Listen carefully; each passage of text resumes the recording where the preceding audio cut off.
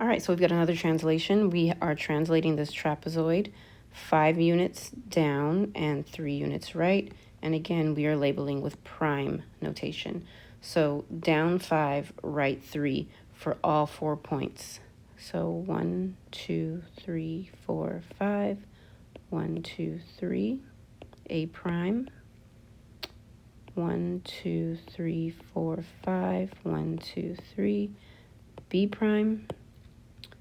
1, 2, 3, 4, 5. 1, 2, 3, D prime. And 1, 2, 3, 4, 5. 1, 2, 3, C prime. Carefully connect the dots, or the points rather. And here is where your new trapezoid should be, labeled with proper prime notation. Let's talk about properties again. Some properties are preserved. I'll leave room this time. And some properties have changed. So, what all is still the same? Size, shape, area, perimeter.